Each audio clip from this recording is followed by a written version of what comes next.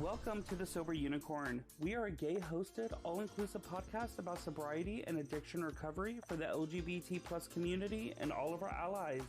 I'm your host, Holden, and thank you for joining us today.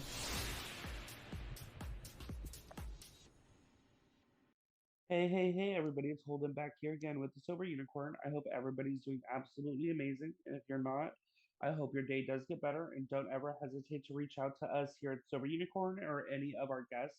Most of them have their social medias in the bio. Today, we are being joined by Isabella. Hello, Isabella.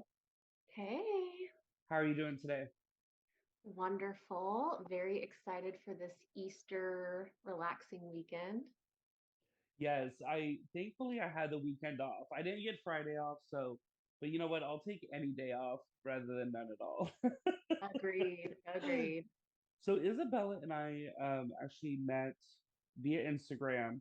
Um, we kind of discussed her coming onto the podcast previously, but schedules kind of started conflicting with each other. And then, as many of the listeners know, I suffered relapse and then moved out of state. So we recently got back in connection, and I wanted to bring her on because for many of us that are in either recovery or in active addiction, traveling seems to be a huge kind of struggle, I would say, for many of us. I know me, I've only been, I think, on one vacation so far clean.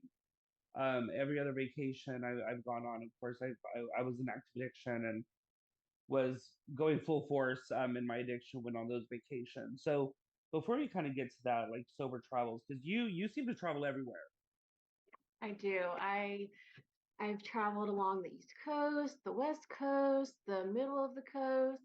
I haven't done any out of country traveling yet, but they're definitely in the works for the next few years. So, Good. Out of the, I would. What's weird is I prefer going out of the country rather than America. I mean, don't get me wrong. There's plenty to see in the U.S., but it's like it's kind of crazy that you can almost go overseas almost for the same price as traveling in the U.S. it's so true. It's wild, honestly. So, kind of, why don't give everybody kind of a small backstory on what got you into recovery and how kind of chaotic the addiction was for you. Sure. Um, so what originally got me into recovery was a bad breakup. And I decided where I was at in my addiction that I needed to do something different. If I wanted to survive, if I wanted to be sober, if I wanted to be sane and, save my life. And um, so, yeah, I think that's really what originally got me there. And in my addiction, I mean, it really was just a wild party. I loved to party.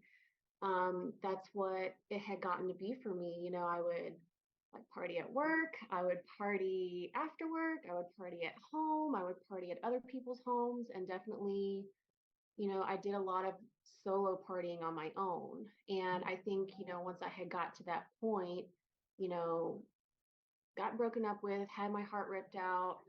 I was solely alone. I had burned all the bridges. I had no job, no car.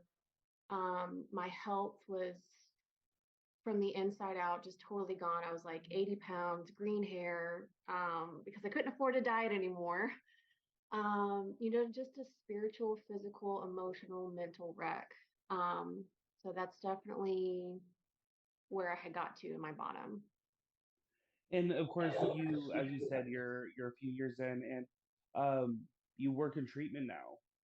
So, do you find that working in treatment helps your recovery, or do you find that treatment sometimes makes you not want to work on your own recovery outside of work? That is a great question because that is definitely the battle for people that are in recovery and that work in recovery. For me at the beginning, it was definitely like that. Like I was just burning myself out so quickly on recovery. But then I quickly realized I would never be able to give something to our patients or our alumni that I didn't have already. So I really had to put the work in on my own recovery, whether it be, the literature, the meetings, the fellowship, I mean, all of that, I had to learn those things and gain all those things for myself in order to put into my job.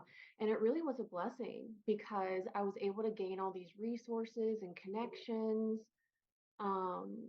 people from all over the states to help our patients, but also, help me to help them.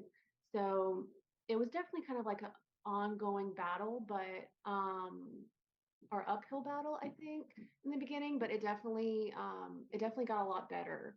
I just had to put my ego aside and realize, this is just what I got to do. I just got to do the work. Of course, I mean, I recently got a job in treatment. I was supposed to be starting at a hospital on Monday, actually. And the hospital kept pushing my start date back and start date back. And a friend of mine in admission just like, bro, come work for us. He's like, we're needing somebody else. Interviewed with them on Tuesday, started with them on a Wednesday, like immediately the next day. And that's kind of what I fear the most is to make sure that I have to separate that. Yes, even though I'm working in treatment and I'm able to empathize with these clients 100%, because what they're going through, like depending on what they're struggling with, we've been there, we've done that, we've overcame. And I got to make sure I still take my own time. Like last night, I was like, I don't want to go to a meeting. Like I just worked all day, and then it's like, no, go to the meeting. Like you still have to focus on your own recovery. So that's kind of what I hear the most from people that work in treatment is kind of that battle of like just that separation of, even though you're working in recovery, that's not your recovery, that's your job. Hmm. um so traveling, when did your love for travel start, and where was your first vacation? Ooh, first vacation ever or first vacation sober? You know what, let's start with first vacation ever. Let's start with the love of traveling beginning. Okay, okay. So I fell in love with traveling for my parents. My parents were much older than me growing up, but they loved to travel. We would get in the car, we would drive like 10 hours to wherever we wanted to go and stay a few nights, go do all the sightseeing, trying different restaurants and different museums and cool stuff. And that really stuck with me. And I think my first trip that I can really remember is when we went to Cherokee, North Carolina, and I was with my parents, and we were traveling up this like super high hill, trying to get to this cabin. We get to the cabin, I'm browsing around, looking around. It's actually kind of funny, but my face falls into this wasp nest, and I get a bunch of wasp bites all over my face, my neck, my body, all that stuff. And apparently, if you put tobacco or like you spit on tobacco or something like that and you stick it on the wasp bites, it takes the sting out, which is so disgusting. But Yeah. it worked. So I remembered it because of that, but also just being with my family, it was such a beautiful, memorable trip. We had the best chocolate chip pancakes I had ever had at this Native American restaurant in Cherokee. And just the drive, I would just sleep for hours and I would read in the back seat. And we had my dog with us. And it was just a beautiful, memorable trip. So that was definitely my first one ever that I really, really loved. And then you said my first one sober. Yeah, so what was your first, like, so the things, of course, during some meetings we discussed like taking a trip, not taking a trip, using those excuses to fuel our addiction. And I know me, my last drink actually was on a vacation in Atlanta, Georgia. And I went there to take photos of a cemetery. So flew in Friday night, was leaving Saturday night. Literally was just going there for this cemetery and was in a full blackout. And so I never made it to a cemetery. So, um, what was your last vacation in addiction, and then when was your first vacation sober? That is a good question too, because I think my last vacation in addiction, I was with a group of people and we had went to this music festival. We were camping. Um, I remember none of it because it was like a full weekend of partying. That was really when I was at my bottom. But I just remember it being fun, like we were with our community, with we were with our people. But like looking back, that could have been such a beautiful trip if I was sober and I could have really, done the things and like enjoyed it for what it was. Because it was a beautiful trip. Camping and listening to music and eating good food and fellowshipping with everyone around the fire. Like those were like the main moments, but I don't remember the conversations. I don't remember who was even really there. I mean, besides like my main people, But so my first sober trip ever, I'm still trying to remember what it was. I think it might have been with my partner, to Helen, Georgia. And it was, I mean, if you've ever been to Helen, Georgia, it is picturesque. You're like in a whole nother world. It's very, very cool. I mean, the mountains, the mountain air. You see all like the cool waterfalls are out there, and we stayed in this huge cabin with our dogs, and it was perfect. It was exactly what I needed, and it actually was um, towards like the beginning of when COVID started. But we hadn't, we couldn't cancel it because it was so expensive. But we also were like, well, why not? So we went and the town was dead. There was like 10 people pretty much besides us and some dogs and some kids. And it was an amazing, amazing trip. But my first solo trip was something, and solo trips is something I really encourage. There's an amazing book called The Artist Way, and I love that book. It talks about two different main tools for the recovering artist, and it's morning pages and solo dates. And solo dates is something I've always done. I always need time to kind of like decompress, maybe check out, just take some time to myself. And when I really started doing solo trips, which is something I always wanted to do as a sober person, but I never could. I was too fearful of my addiction, or when I did, um, to the degree that I do now, it was not a good time. It was a train wreck, really.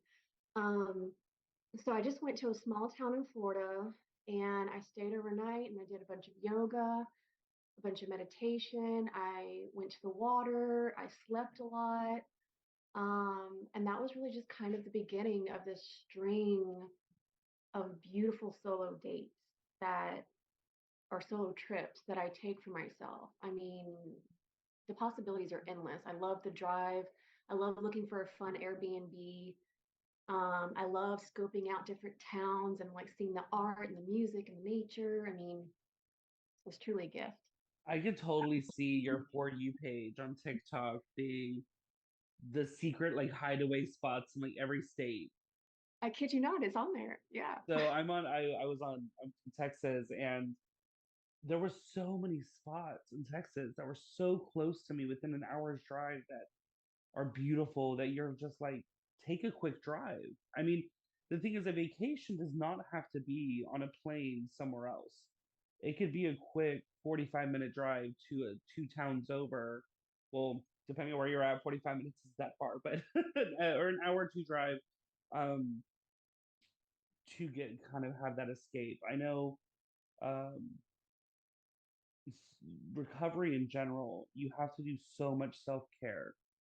Mhm. And in addiction, I know for myself, I had to have myself surrounded by people. I don't think I've ever taken a solo vacation. It was either with friends, or I would talk to somebody ahead of time on a dating app to make sure I would be surrounded by people when I got to my destination.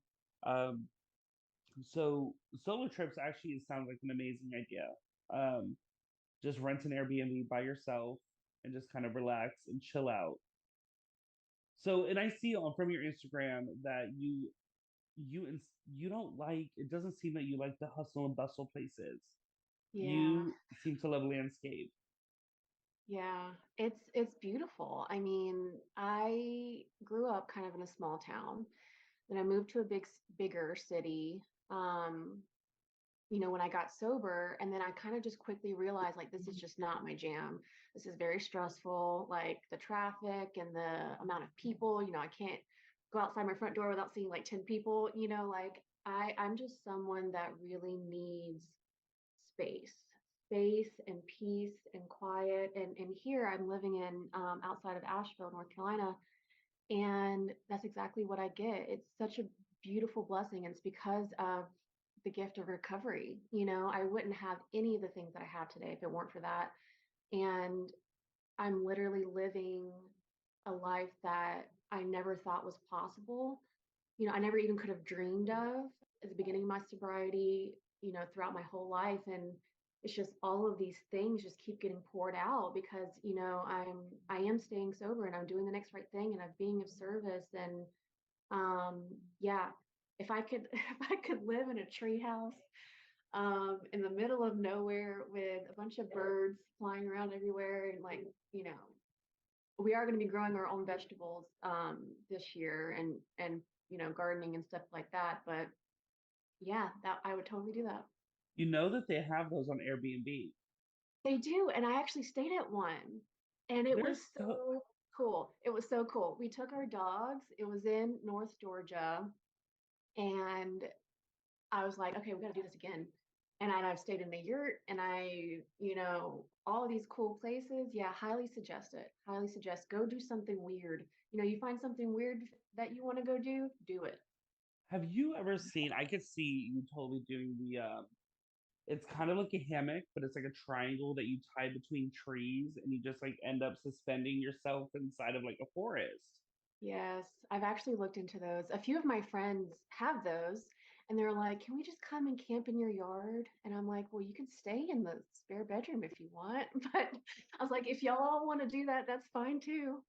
Yeah, I've looked into those like campsites ones, but they seem to be a lot higher price points than most Airbnbs. So far, where has been your I would say your favorite place you've traveled to? Oh man, I actually got to do this with my job.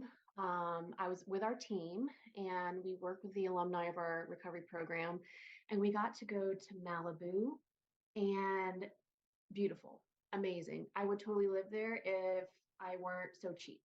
But mountains and water, and we got to stay at this I think it was called Sierra Retreat Center.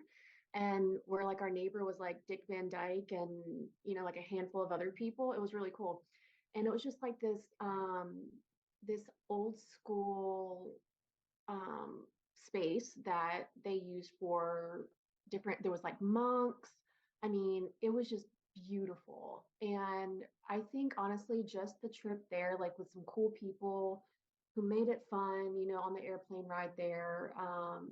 We're all sober. We're all trying to do the same thing, which is help the next sick and suffering person find recovery, find sobriety, find a way to, live their life better.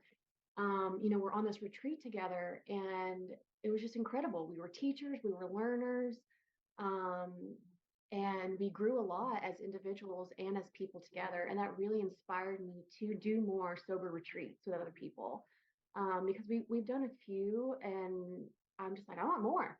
I want more of this because this is incredible. That was going to be my kind of my next question is have you traveled or do you travel for like the conventions?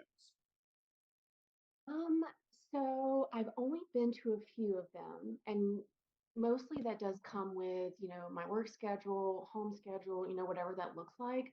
But there are a few close by here in the mountains that I really want to go to. There's some LGBTQ ones, there's some women conferences, there's some co-ed. I mean, there's tons of that's happening just this year. So yeah, I definitely am going to try and do one of those during the summer. I know that there's one coming up. I still haven't decided if I'm going to go or not. It's in the Keys. I can't remember which key it is, but it's like the 27th or something like that. It's like a spiritual retreat. And it's most people are camping out at this massive campground. Apparently, it brings close to like 4 or 5 thousand people from all over the world. And it's like, I've only Wow. been to one convention, and that was Big D Roundup in Dallas, Texas. And Nice. it was a LGBT organization, and conventions are like insane. Oh yeah. It Hmm. isn't it's amazing to see so many people that are clean in recovery or in sobriety and stuff to come together, have a party. Like you said, you used to love to party, but now like we still party, Oh yeah. but like we can be present in the situation. We can still go to bed at 2 in the morning, but we can happily wake up at 8 a.m. and get breakfast going and do what we need to do. And it's crazy because like I went with our team yesterday bowling. I just started the new job and they took us out bowling, and the table like adjacent with us, they were drinking. Like their whole table was full of alcohol, and Mm-hmm. we're over here just living our best life as sober people, and we're just looking at this like we don't miss it. Mm-hmm. It's like our bill's probably like a third of what their bill's gonna be, Yep. and we can wake up and we can still wake up sober and enjoy our next day and not have to wake up with a hangover and regrets and what did I do last night and stuff like that. So when you travel, because I know you said you're part of a fellowship, so do you make it a point to go to meetings out of state, and stuff like that? Absolutely, absolutely. I do a lot of driving by myself now, like because I will work from here to Jacksonville, so I have to go to work there every month. So I throw on everything recovery wise that I can to fill myself up spiritually, but also because I do find a lot of joy and fun in it, like sober podcasts. I love sober podcasts. I just found this one called Sober Awkward. There's a few that my friends have suggested. I turn on online meetings and I listen to those, which is really cool. I might even join if I need to talk about something. I listen to speaker tapes on YouTube. Um, I mean, the possibilities that you can use your phone or like technology for, especially like when you're on those long drives. And I definitely make use of that phone, because I might be driving like 7 or 8 hours. That's a long time to be driving. And so I call people and I'm just like, hey, we have like 30-minute, hour-long conversations. And by then, like I'm already feeling a lot better. And it definitely helps me get through the drive. Mhm. Yes, I do like wellness checks. So there's a meme or a GIF or whatever on the keyboard on your phone, of course, that has Wanda from In Living Color slamming on the door saying wellness check.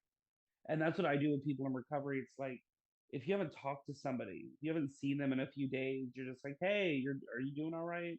But traveling and going to meetings is so much fun because Oh it's yeah. kind of it's insane to see, even though it's in the same fellowship, how different every fellowship, no matter like what state you go to, is. But in the flip side, that no matter how different that fellowship is, like the moment you walk in the doors, it's like you're home again.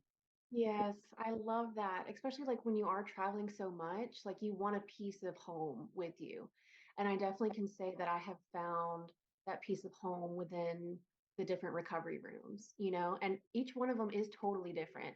Like, coming from Florida, my Florida recovery people are like in it to win it, excited, loving life, all that stuff. And then my recovery people up here in North Carolina are super chill, like laid back, like we could sing a song together in the recovery meeting. It's it's really cool to have that different dynamic and the different options to like fall back on. And there's recovery meetings everywhere, which is also incredible.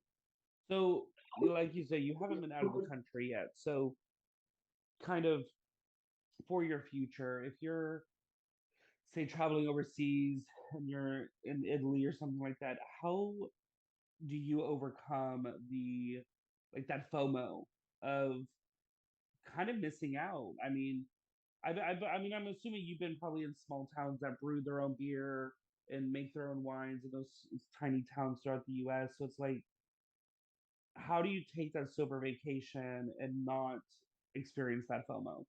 Yeah. And it's funny that you mentioned Italy because that's the place that we want to go to, like within the I next. would. Yes. Oh, it's so beautiful. Um, Honestly, I don't even think about it, but if it is right there in my face, I'm just kind of thinking like, okay, well, am I gonna sit here for like 3 hours and of my 7, 8 day trip and drink, or 7 hours or 10 hours, however long.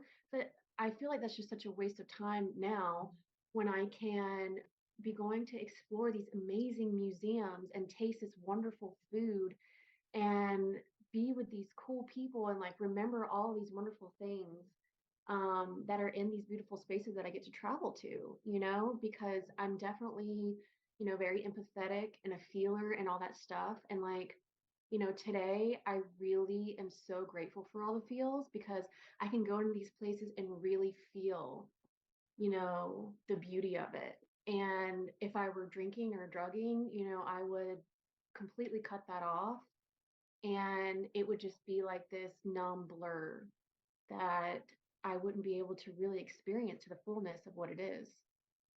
That's so true. I mean, there's so much to experience in life, and it's so funny when people are like, "Well, I don't have time to do this and I don't have time to do that," but I'm like, "But you had time to sit at a bar for 5 hours in the night, or you had time to sit at home on a day off." When for me, being in Fort Lauderdale, I have Orlando 3 miles from me, or sorry, 3 hours from me. That's a quick day trip. I mean, there's so much the time you spent drinking and drugging and stuff like that. There are museums, there's art galleries, there's go here in Fort Lauderdale, you can go down to A1A and there's just shop after shop after shop of like antiques and Mhm. stunning art. I mean, just from the windows, you're just like, holy moly, like you're in awe and you can actually sit there and take it all in. I mean, for example, I missed out on a cemetery out in Georgia, and I still need to fly back there because I mean, I don't know if you're a cemetery person. I am. I'm weird like Yeah, that. Um, they're but beautiful. they're stunning. But like I was in Romania and I was sober-ish during that trip, but being able to be present in that situation and take the tours that I had booked and the itinerary that I had and just dive straight into their culture and be able to go home and remember where I took the photos and remember everything that was discussed and the history that was discussed. And you come back to the States and you're just so much more grateful for what you got to experience and what you can actually remember. Hmm. Um, because heaven forbid, like an addiction, I mean, I wouldn't remember a damn thing, to be honest. Yeah. And that kind of like makes me think of, sometimes I would try to like think of like when I was newly sober, I was kind of like, what do I do? Like, I think Mhm. that's like a big question is like, okay, what am I supposed to do now? And for me, I just look it up. Like, I just Google like where I'm at, like things to do, in this city, things to do of where I'm going. And then just pops up all these things and you just go do it. Do it with sober people, do it with your family, do it with yourself. And I mean, the amount of things that I've done in what I think is a little time of being sober has been wild, from splatter rooms to rage rooms to hiking to, um, I mean, that's just like a very small thing. If you look on my Instagram as an example, I mean, it's just a ton of stuff. And there's still so much more to experience that I'm so excited for. Like just a small thing that we're doing for Easter, we're hiding little doggy treats in plastic eggs for our dogs, and we're having a doggy Easter egg hunt. So I mean, even if you can't go off and do things, I do embroidery, I do yoga at home. I love to organize and purge all my stuff, and learn about different things. I mean, I've really been diving a lot into books now. I mean, and all these things too, I can take while I'm traveling, which is such a huge gift too. Yes, I mean, you close a door and a window opens, but I think in recovery, you close the door of addiction, and like the entire world opens up. So much more is available to you than you realize. Um, so before we come to the close of the episode, what is it that you would like to share with everybody that you haven't so far? I would just say, so I've been on a big journey this past year of self-love, self-compassion, self-care. And I would just say to just be honest with yourself, or I'm going to say I have been really honest with myself, looking more at myself and not caring or looking at what other people think, or, because this is my life to live. And I'm going to live it how I want. I want to do things that make me happy. I'm going to embrace my sensitive, sweet, kind, beautiful soul. I don't have to put up these walls or these blinders or be something that I'm not. And I appreciate that. I just like embrace the weird. Embrace the weird. Stay weird. You need to go to Austin, Texas then. That is, I think that's You should. literally Austin's slogan is stay weird. They encompass everything weird, which Austin's an interesting town. I But love that. so if anybody wants to follow your sober traveling and get some inspiration, or just reach out to you, where can they find you at? My Instagram handle, let me double check. Yeah, I don't have Facebook, but I do have Instagram. And my Instagram is soberexplorer.isabella. It is on public. And yeah, I'd love to connect. Awesome. Well, thank you so much, Isabella, for joining us today, and I hope you have an incredible rest of your day. Thank you so much. Thank you so much for having me. You too. Thank you again for listening to today's episode. Hit that follow button to be notified about new episodes every week. If you'd like to reach out to us, you can find us on Instagram at The Sober Unicorn Podcast or on our website at thesoberunicornpodcast.com. There you will find our episodes as well as our very own sober-owned shop featuring products from small businesses that are sober-owned. And remember everyone, don't be normal, be a unicorn, but better yet, be a sober unicorn.